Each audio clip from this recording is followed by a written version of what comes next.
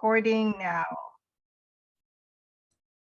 The only thing that I would like to share with each and every one of you, first and foremost, a blessed evening to all of you. And again, the only commentary that I would like to share with you, having to listen to the exposition of our dear brother Jess Moya, is that in the church, it prompts us to great humility. The church have never been so perfect except the presence of God in the Holy Spirit. And the presence of God in the Holy Spirit has allowed us to persevere even and despite of everything that we have made as a mistake in the history of the church. God is still so good and he is so faithful to the point that he allows he allows himself to come through people to really correct our errors and at the same time lead us to the right path. And the church is a very vivid example of that. We might feel the church is filled with a lot of its own sins, and at the same time, but that is how God, God chose His church.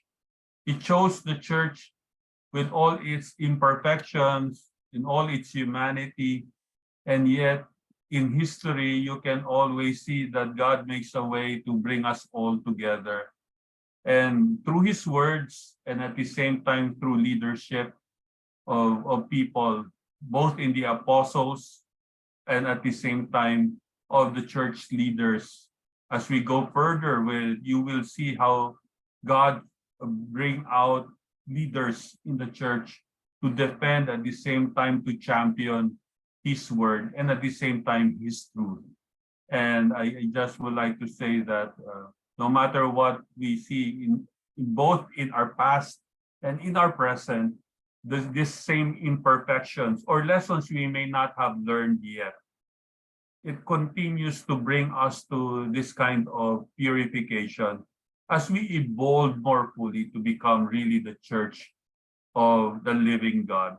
And as we continue further also, we allow ourselves to be instruments of God. The reason why it's so beautiful to have this apologetic session is that it enables us to see a certain, in all its reality, or in all its truth, what the church has been and where we are right now.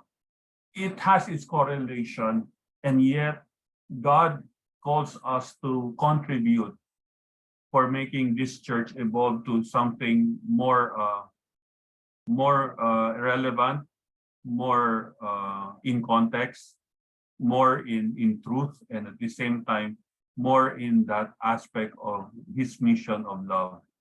And the church remains. The church will always remain despite of. And I say with a list of so many, despite of all that. And I say thank you for being part of this, because I know God has his reasons and special way in calling us in this wonderful gift of the apologetics. God bless.